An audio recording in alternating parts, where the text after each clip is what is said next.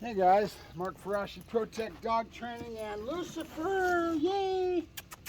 At this stage, like I kind of touched on yesterday with my video, puppies are only going through certain little things: chewing, potty training,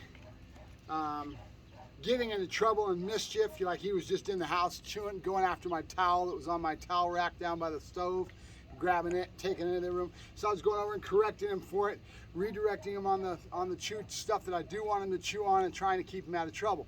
Every dog's different. These guys can be very strong-willed. He wants his way and he wants it, and it's all about the biting and the mouthing, right? That mouth is what it's all about. So you don't want to crush him because you'll end up affecting him overall, but you do want to be consistent and have structure in what you're doing, which means no and yes, right? It's just as simple as that. This is not to be chewed on. This is something to be chewed on. One of the other things that I always tell my customers is only have 2 or 3 items that are his. Don't have anything that's got to have association towards socks, towards rugs, that soft, real stuff that they want to chew on, that's really soft and makes them feel warm and fuzzy when they're chewing on it. That's what's going to create behavior for future, right? So we want to nip it in the bud with that, take that out of his whole repertoire, and redirect him into things you do want him to chew on. But being a young little baby like this, I usually go with the little small bones, maybe the little hooves at the pet store. And like I was told you before, I have 5 or 6 of those laying everywhere so I can redirect the dog when he's doing the wrong thing. You're going to do a lot of that. It's frustrating, it's a little bit boring because you're not really having a lot of fun with a dog that you're going to have as he grows up and matures. You're going to get a lot of fun and enjoyment with him. You're not going to have to deal with all this little puppy behavior, right? So right now, my work is only consisting of association towards the clicker, some noise stimulation, my little lips that I got going. Hey, you. Hey, you. And right now I've already been playing with him in the house doing this, so he's already got a little bit of satiation, meaning that's why we cut them very small, these hot dogs. We don't want to fill the dog's belly up. Nope. Nope. Good boy, good. And then right when he sat, I gave him, he didn't even know, they don't even know what they do half the time. They're not really looking for that light to come on right away. They don't have a clue, right? Hup, hup, yay, good boy, that's a boy, good. But you can start doing things like that little hup, as long as you're consistent with your words. I see you, little boy. Let me back this up a little bit. Let me back this up a little bit and see if I can get some work out of you. Good. And he's very active, so this might be a morning I would go into toys and letting him roughhouse with that and come back.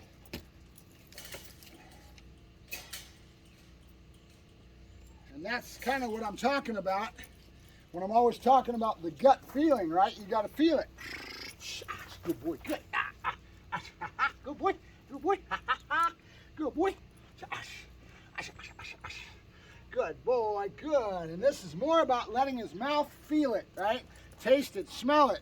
All this association is going to draw on him later because he's going to love these little items. You're getting him fixated on it now. Out, out, stuffing food in his face, taking the item, saying out. All this stuff is just redundant again and again and again and again till finally that little brain catches up to what you're doing.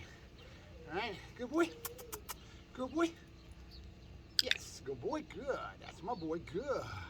If you notice when I kind of shook that hand, that's a little hand signal. That's all it is. He's getting used to it right away. Ah, you good boy. Good boy, yay. Take him in and out of it real quick. Having fun and keeping his brain, enjoying it with what he's doing. And then going back to the food again. He wants the sack. And if you look at him smelling, he's smelling that burlap that was on that table. Good dog, good. Yeah, it's all Bubba's, huh? Because it's all about the noise, the feeling in his mouth, the smell, the texture. All of that is what you're dealing with a young baby like this.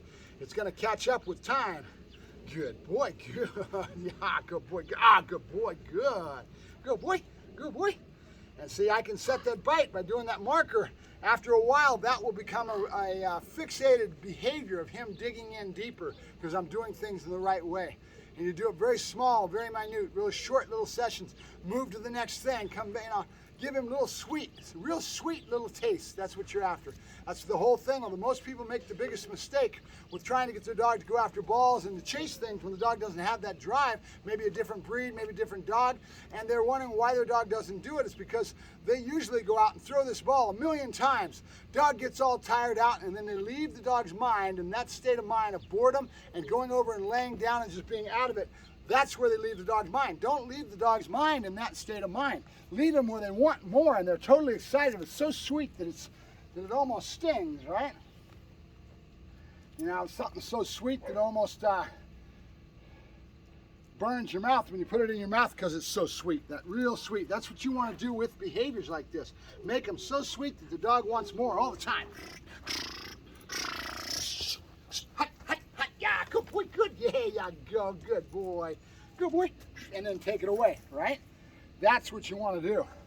And then move to other things. Keep him into it. I'm going to go to food now. Good boy, good. And try to take some of this excitement and adrenaline, energy level, into the food, right? Good boy, good. Yeah. Yay, good boy. Yeah, go, good boy. Back to my clicker. Good boy, good. And I'm going to start trying to do the down. He doesn't know it, doesn't have a clue, but I'm drawing the hand, the food is locked in my thumb, he can't get to it. I take my palm and I kind of move it to the nose so I can push down the nose a little bit to basically give him the idea of what I want. As soon as he drops, I'm going to click it. There it is, right? And that's why I like the table. See how this can be held below and his feet are just hanging over. That's perfect. Yeah, good boy. Yay. Good boy. Good boy, good. This is the first time he's done this little down luring, right? There you go. And now, good. Good. And 2 and 2 always adds up to 4, which means this is always going to be consistently the same with what I'm doing. Very important. The math always adds up to the same thing. If it doesn't, the dog won't learn as well, right? That's why so many trainers, I said it the other day and I said it wrong. That's why so many trainers can do things differently. They all have different approaches, but the dog ends up being a well-trained dog. Why? Because no matter what they're doing, if they're consistent in what they're doing and they have pattern sets, the dog's going to learn, right? That's what makes a man's best friend. Good boy, good, yeah. We're going to go down and see Eros today and see how the customer's done for having the dog for a week, and at this point he's running into all kinds of problems based on not having knowledge and then being flooded with the, oh God, here's this new dog that I've done nothing but build, right? With all kinds of drives, this dog's probably being a precocious pain in the ass, and that's usually what happens. So now with a working dog like that I've built up to that point, Eros, now he's going to be a pain in the ass, and I'm going to get there and I'm going to have all kinds of problems this guy's having with the dog. And that's normal, okay? And now my time is to try to educate him how to solve those individual problems that he's having and then get him to build that relationship with his dog and meeting that challenge of him being the one that has to regulate this dog's life in his home, right? The dog's his. I don't have control of that. So as we go along and I get that dog to start rising in their ability and the two of them to go up in their ability at being a team between the two in their relationship, owner and dog's relationship, then when the time comes, within a month or so, I'll say, okay, he's ready to come in for the next phase, okay? The next phase is going to be a lot more behavior-based and be based on his maturity level and other things directed towards building a dog towards a personal protection dog. Towards an executive protection is what we're going to try to reach for. In the end, it's all about the customer. How much enthusiasm, how much drive they have for it, what's going to make the difference in how much I give them, right? That's what matters. To me, anyway. Good. Yeah, good boy. Come on, let's go, let's go. Oh, good boy. Good. There you go. All right, let's touch some bowls. All right, come on. Let's touch some bowls. Come on. Come on. Yeah. And it's always a very positive place, right? You just don't like that collar on you. You always got to stop and itch. Huh? Can't be that bad.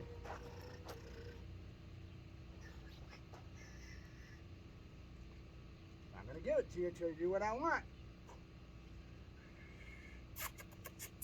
A kissy sound. Right, let's try to go flow. Yay, good boy. Yes. Up. Yep. Good boy. There it is, okay? So when you stall a lot of times like that and you can't get the dog to do it, flow into movement, flow into activity, then you flow back to it and boom, it'll happen. All right, good boy, good. That's a good boy, good. And I'm doing the working onto the table because I'm building this muscle to get that jump. Good boy, good boy. Good.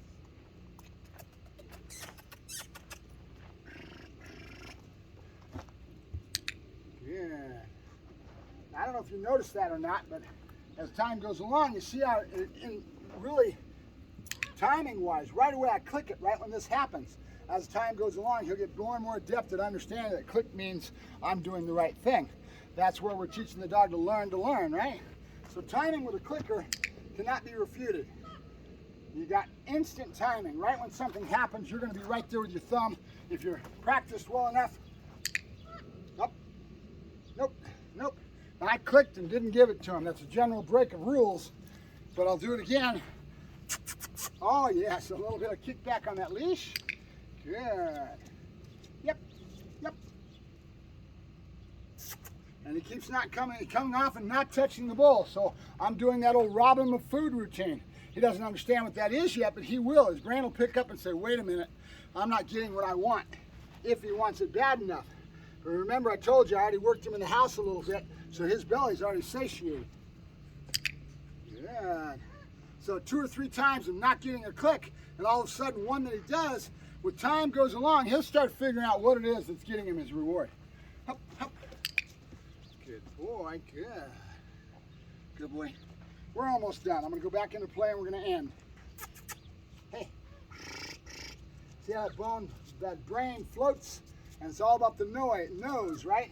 How many times you've seen him in this little video go down to that table and you'd be sniffing, sniffing, sniffing, right? It's all about his nose. Because everything's about those senses that he's learning to identify right now. His brand new baby, my nose, my sounds, feel and texture in the mouth, all these things that he is developing as a puppy. And so you have to be aware of it and understand it. There goes that nose again, right? Good boy. I have no idea what's on there that's so interesting to him, but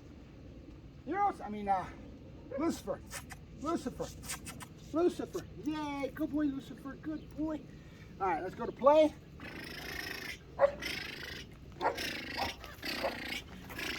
New item. So he never had that in his mouth before, so I'll let him have that, and we'll end it right there, all right? So sensory perception, his senses, his nose, his feeling with his mouth, sound, all these things are being developed right now. So if you're aware of it, you're going to use that and you're going to keep enhancing it, right? Mark Ferrasci, ProTech Dog Training, and Lucifer. Lucifer. Good boy. Talk to you guys later. Have a good day. We're off to train dogs and do our regular Sunday routine. Gotta go clean kennels first, huh? Yeah, go clean kennels first. Yeah. Good boy.